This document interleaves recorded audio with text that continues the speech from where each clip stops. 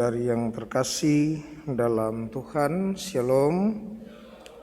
Pada abad ke-19, teori evolusi dari Charles Darwin dengan asumsi dasar survive in life menjadikan setiap makhluk bertahan hidup karena perjuangan mereka.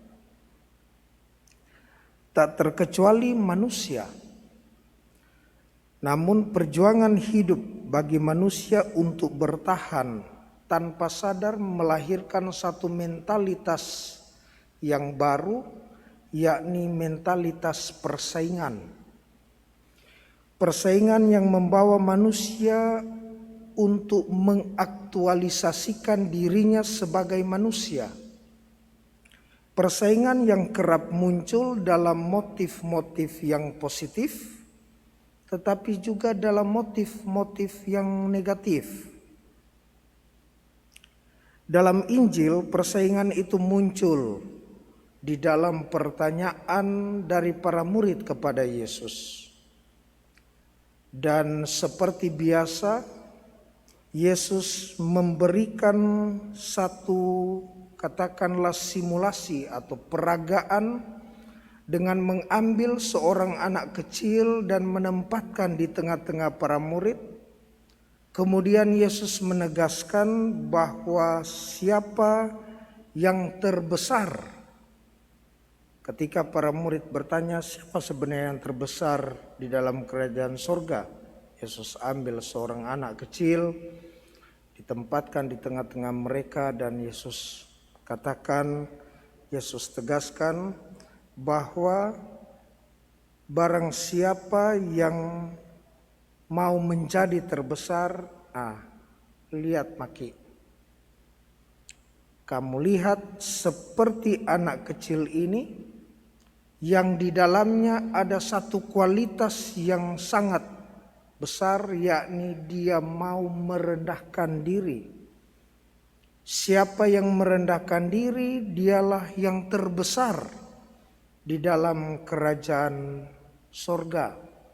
Karena ternyata motif pertanyaan dari para murid adalah soal persaingan tentang kedudukan duniawi yang diserap, diadopsi, membayangkan di dalam kerajaan sorga saya juga memiliki kedudukan yang sama, persaingan untuk haus kekuasaan.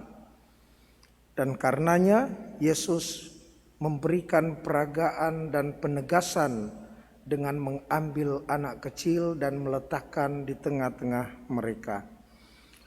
Saudara-saudari yang terkasih dalam Tuhan, bahwa mereka yang terbesar adalah mereka yang merendahkan diri. Mereka yang menerima diri apa adanya, menerima diri tanpa dan merasa saya tidak berarti apa-apa tanpa Tuhan. Saya tidak mampu melakukan sesuatu tanpa penyelenggaraan dan campur tangan Tuhan. Inilah kualitas yang sebenarnya diharapkan oleh Yesus hidup dan ada dalam diri para murid.